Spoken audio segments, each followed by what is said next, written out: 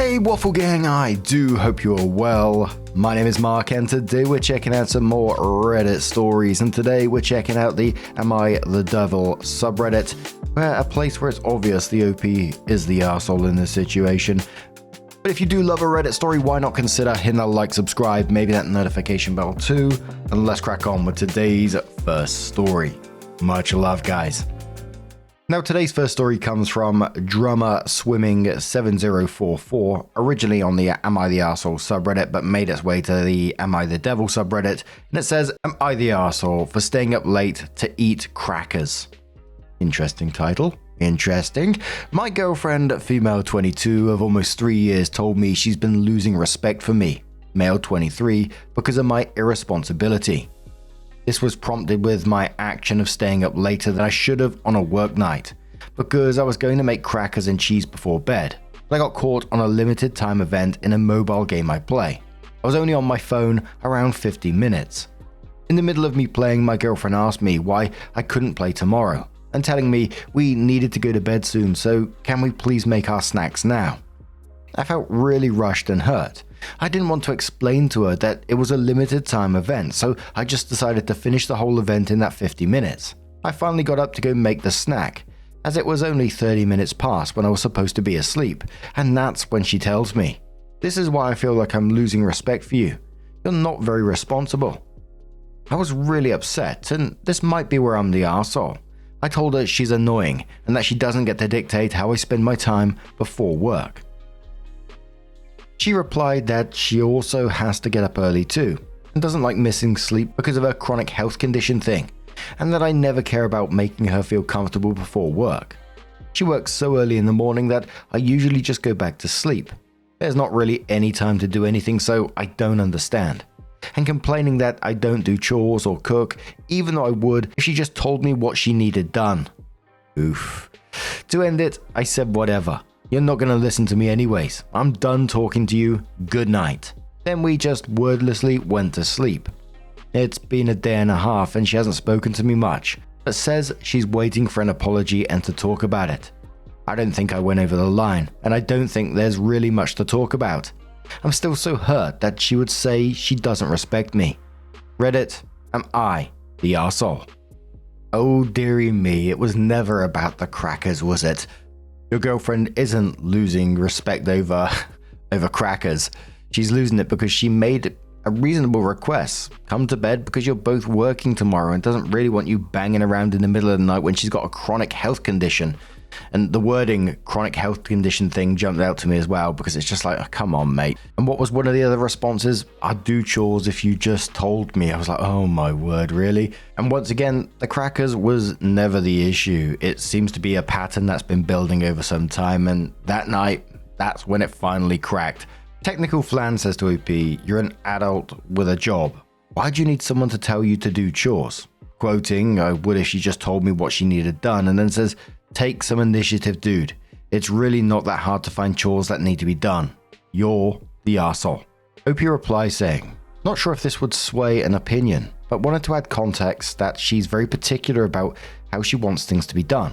She gets upset if I accidentally throw the trash in recycling and vice versa. So that's what I meant. That it would be easier if she just told me how and when she wanted it to be done." Money says, "For the crackers alone, not the arsehole, but you need to work out how you both sleep sufficiently and with as little disruption from one another as possible. In regards to the chores, definitely the arsehole. You're an adult, right? Look around and see what needs to be done without being told. Look if the dishes have been done, if there's laundry, if the garbage has been taken out, or make it a rule to routinely do chores like 2 times a week vacuuming, once a week clean the bathroom, plan a meal, get the groceries and cook. Women are not born with an intuition to do this stuff, so don't expect it." Acrobatic says, "Dude, I mean this as kindly as possible, but you're insufferable. Nobody wants to wait for someone to play a phone game for an hour. Nobody should have to tell you to do chores. You're an adult. Most kids can understand what chores they should be doing without someone having to nag at them. Nobody wants to have to do that with a romantic partner. I'm afraid I'll do it wrong. It's absolute bullshit. It's just an excuse not to do it. You're the arsehole." Obvious Throwaway says, "You're the arsehole. Wow, you should be embarrassed as shit. You're treating your girlfriend like your mummy. You know she's going to leave you, right? Like, the silence isn't that she's waiting for an apology. The fact that she fell asleep without any further words means she doesn't actually give a fuck and the relationship is over now. She's just working out the logistics of how to get rid of you with the easiest transition. After some of the comments, OP edited the post and says, I do some chores without communicating with her, but she's very particular about how she likes the house to be, and I'm just not as picky. What you've been saying about doing it without asking makes sense. I just fear I'll do it wrong. Thank you all for commenting. Edit 2, alright, yep, it's clear now that I'm the arsehole. I appreciate everyone's responses, even the harsher ones. We had a conversation that went well and we've become more clear about our expectations and responsibilities as not just people who are dating, but two people who live together. I realize I have a lot to work on, and if I want this relationship to work, I'll need to change my behavior. I realize this post made me look like a super shitty guy. For good reason. It really opened my eyes. I feel guilty for referring to a chronic illness with such casualness. It's not right, and it's clear I'm not understanding her condition or taking it as seriously as I should. Thank you for reading. And now, I'm going to turn this one to you guys. What do you guys make of this situation? Let us know your thoughts down in the comments below, and let's move on to another story. Our next story is from a deleted user and says, am I the arsehole for making fun of my wife's $7 coffee purchase? My wife struggles a lot with spending money on herself. She has immense guilt about it, and it hasn't been until recently that she feels a little bit more comfortable buying herself new underwear, bras, clothes, and makeup. Still, I have to plan our family vacations because the thought of spending money gives her great anxiety. We are upper middle class and have enough money. The other day, I noticed a transaction come through on our shared credit card while my wife was at work. It was for Starbucks and over $7. I texted her immediately to see if it was her, as I thought it may have been fraudulent activity since she so rarely goes to Starbucks or anywhere like that. There's a Starbucks in the same building at her work. She has worked at this place for over 2 years and has never bought anything from the Starbucks or cafeteria. She always packs lunch and brings her own coffee. The next morning, I made fun of the price of the coffee. I said sarcastically, I hope that was a really good coffee for $7. I saw her expression change and tried to give her a side hug. She got really quiet and looked sad. She took our kids to school and then texted me from the gym afterwards, explaining that she only went because her friends had invited her. She also pointed out that my cans of tobacco chew are more than $7 and that I get several each week. She then did the math and figured that I spend over $700 on chew a year. I apologized via text. She got home and seemed aloof, so I apologized in person. This is a huge improvement from where I was at the beginning of our relationship, before I would get super angry with her for even becoming upset in the first place. She acknowledged that me apologizing was an improvement, but she told me that she's still very upset and hurt. It's been almost 2 days and she is still sad and barely talks to me. Am I the arsehole here? I really don't get people how they don't see that they're the arseholes after they type all this out and go through all this and then not step back and think, fuck me, what have I done? I mean, OP themselves, in the very first paragraph, the very first line says she has immense guilt about it, and it hasn't been until recently that she feels a little more comfortable buying herself like new underwear, bras and clothes and makeup, and you talk about the issues she has around it. So surely you must have known making that comment was going to make her feel like absolute shit. You didn't just make a snarky comment about the overpriced coffee, you made it about her. At the exact moment she finally let herself have something that was small and nice for her. She's probably already feeling extremely guilty about it herself, but trying to battle through that guilt at the same time to spend some time with her work friends. It would have been a huge deal for her with someone with spending anxiety like that. And your first instinct was to take the piss. And what was those ending lines before I would get super angry with her for even becoming upset in the first place? I mean, I'm glad you didn't get angry with her for this situation, but also you don't get a pat on the back for not freaking getting mad at her. Rashest Hippo says you're the arsehole. You acknowledge her struggle, but yet you made it a point of judging her for it. Even if you didn't mean to, you pissed away your opportunity to support her in dealing with money anxiety. Then adds an image. And for the podcast users, it's basically her in a box, then her coming out, going to treat herself to a coffee, then getting basically punched back into the box for a $7 coffee and then going, never again. The commenter continues, side note, what the fuck is this? We got a double helping of you're the arsehole in this post, and then quotes, I would get super angry with her for even becoming upset in the first place. Yeah, that one, it really tripped me out, that comment. Another commenter says, you're the arsehole. I'm one of these people. I budget excessively. I'm terrified of spending money on myself, and the guilt is crippling. Everything is always, instead of getting myself this, my husband could get this instead, or my kids could get this. It is really, really, really hard for me to decide to get myself something. It's usually forced from my husband who understands my struggle, but in the extremely rare occurrence that I get something nice, my husband is kind enough not to say a word, not make a fuss, not embarrass, humiliate, or make me question whether wasting the money was worth it. If he reacted the way you did to a simple coffee, I'd feel extremely embarrassed and down on myself. My single, very silly yet empowering moment of maybe I will get myself a treat will be turned into that was a waste of money and really silly of me. Don't create insecure complexes out of her growth and healing. Washed Up Prom Queen says you're the arsehole on so many levels, but I'm going to pick this one. Quoting, she acknowledged that me apologizing was an improvement, and then says, are you kidding? You're looking for brownie points for simply being a decent human being, and I wouldn't even take it that far. Your wife shouldn't feel like she has to walk on eggshells when it comes to showing her sadness, not even anger, and you sound like someone that only apologizes to fix a situation, not because you actually mean that you are sorry. And one more commenter who says you're the arsehole. You've essentially set up a trap with encouraging her to do something nice for herself and then punishing her with guilt for doing the exact thing.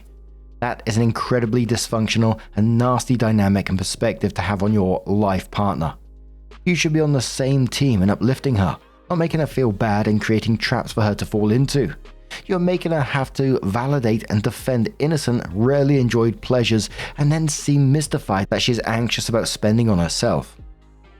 My guy, you are the problem and need to do a lot of self-reflection and work about why you think it's okay to do to someone you allegedly love. It is deeper than just teasing over an expensive drink. It's a whole dynamic of values.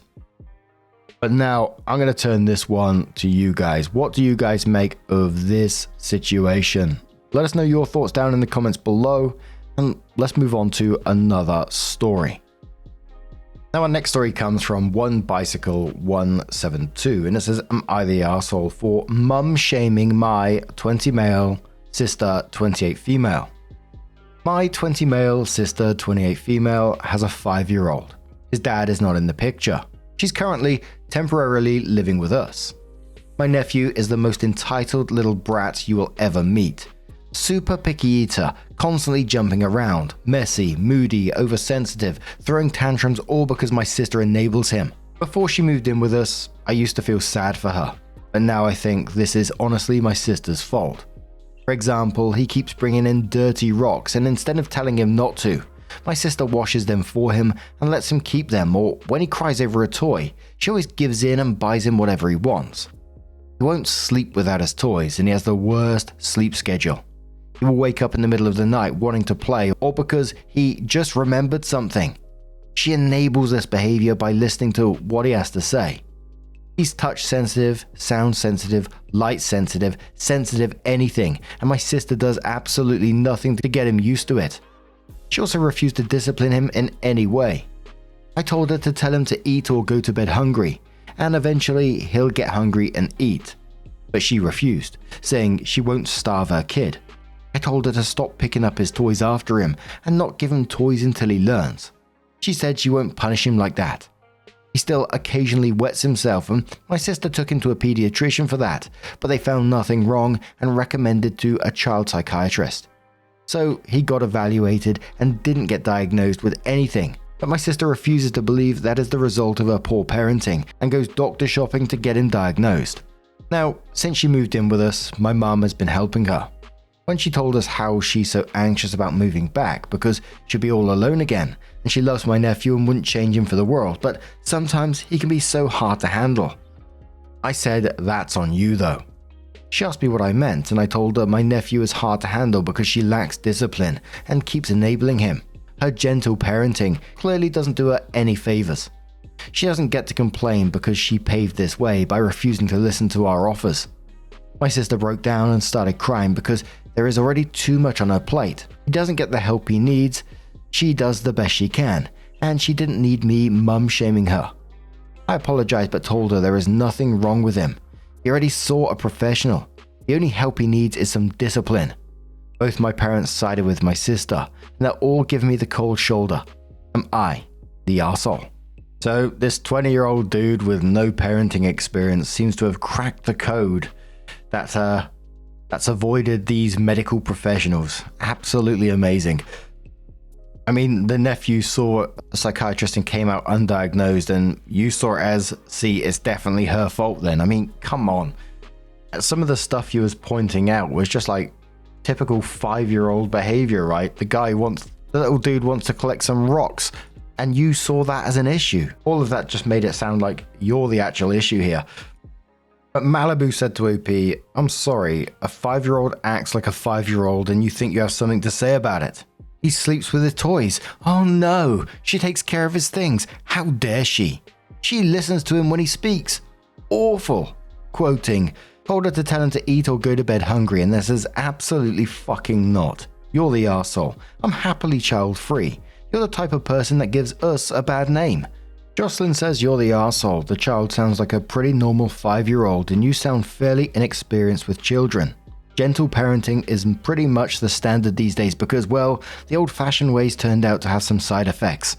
Owls and Cardinals says you're the arsehole. I get it's tiring for you to see what you believe are flaws in her parenting, but you aren't a parent and you are not really qualified to tell her how to do it better. Furthermore, most of the things you mention are not bad parenting. Washing off rocks a kid is collecting is not a bad thing in and of itself. It's supporting the child's curiosity and interest in stuff that is probably pretty harmless. It's also controversial at best whether sending a kid to bed without dinner is indeed a good discipline approach when it comes to food. Unfortunately, while maybe some of what you have to say has merit, most of your input seems off-based when it comes to healthy parenting, and your sister does not seem like a bad parent in this write-up. She does seem overwhelmed though, like she could really use some help, rather than constant criticism and judgment from someone who has no idea what they're talking about. Dangerous quotes a section of that about washing off rocks as a kid, and then says, I want to underline this. What boy doesn't collect rocks at age 5? Sure, she washes the rocks so he's not carrying around germs. That's a good thing. Mate, I'm not afraid to admit, if I see a nice rock still, it's going in my pocket. But how about you guys? Have you found any decent rocks recently? Let us know your thoughts down in the comments below. And let's move on to another story.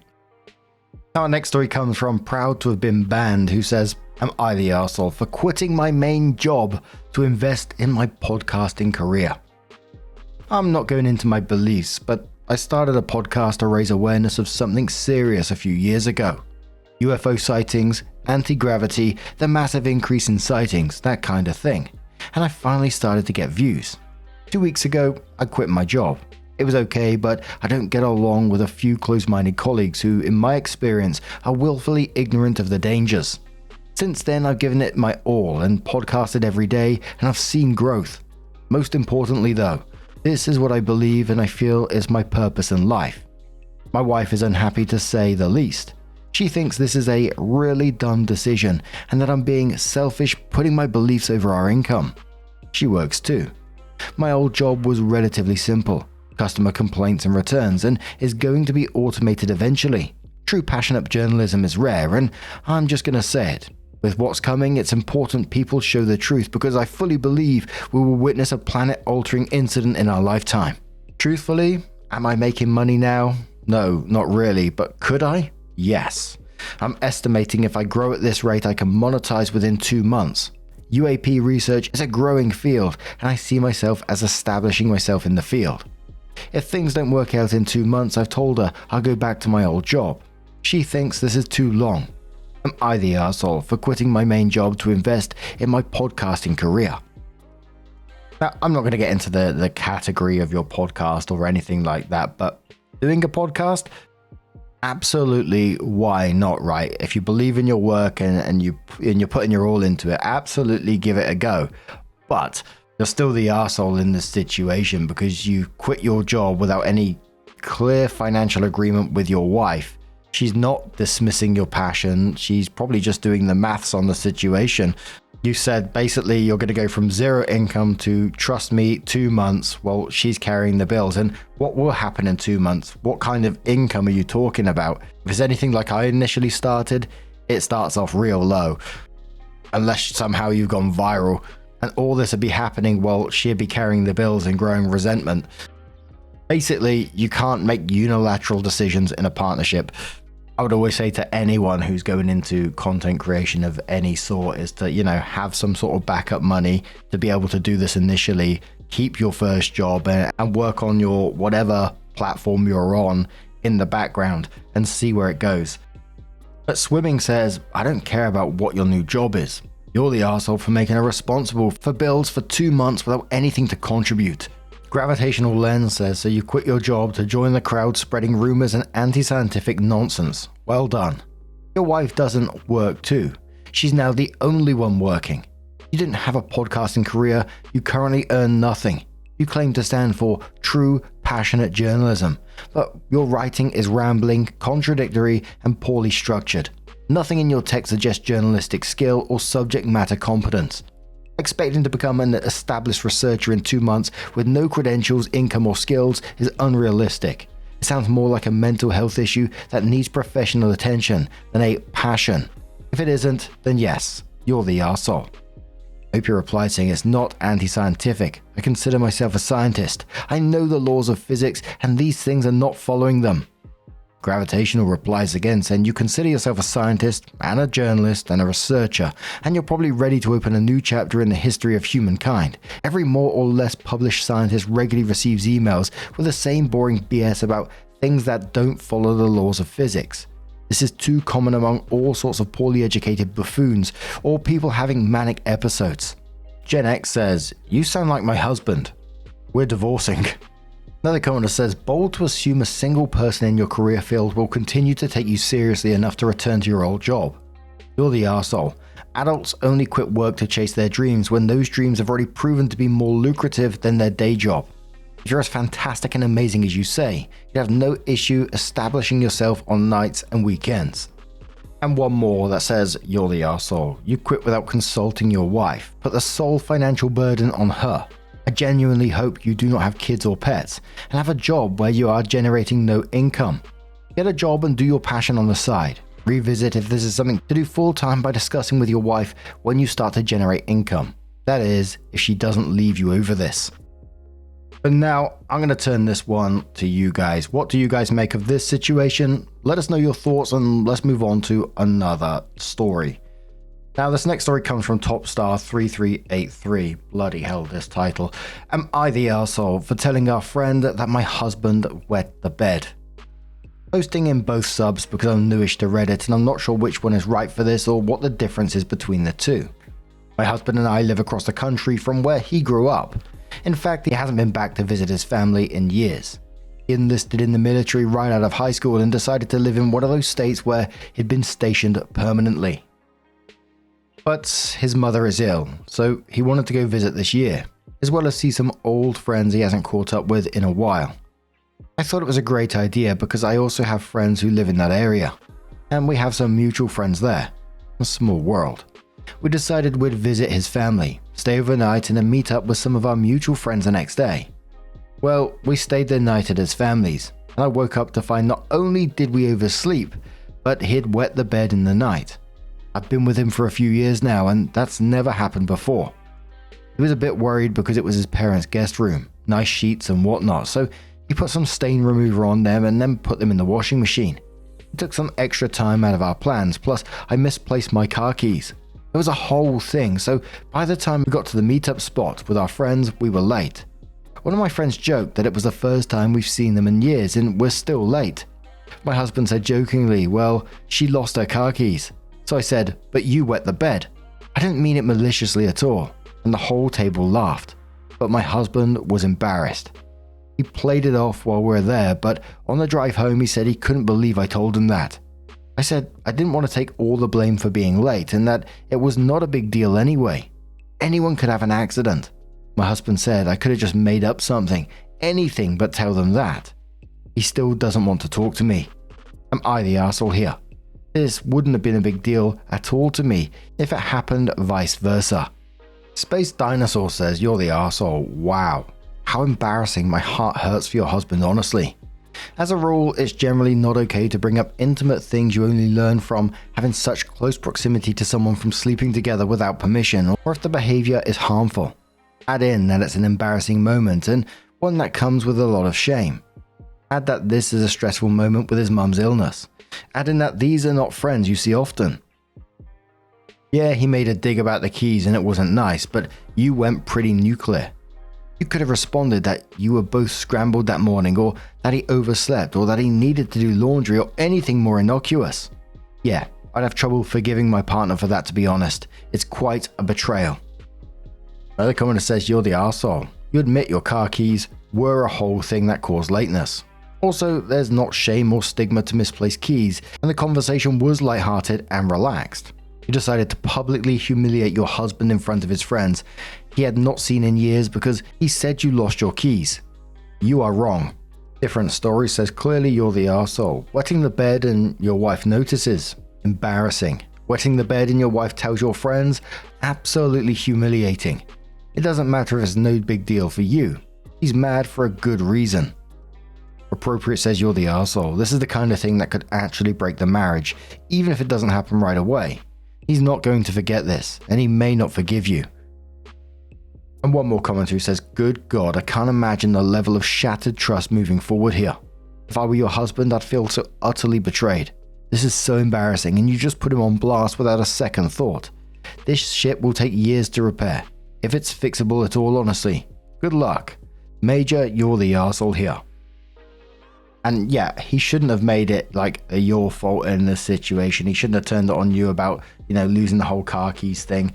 But her reaction was pretty fucking nuclear, right? Holy moly. To do that in front of friends, like some of the commenters were saying, not even friends you see all the time. These are friends that you see once in a while. To do that to him, I can only imagine him being pretty devastated at this moment in time. But what do you guys make of this situation? Let us know your thoughts down in the comments below. And just a huge thank you for being here today, getting involved in the stories, your love, your support, your time. It always means the absolute world to me. So thank you so much for being here. Truly, it's absolutely amazing. And hopefully I'm going to see you in the next one. Take care and much love.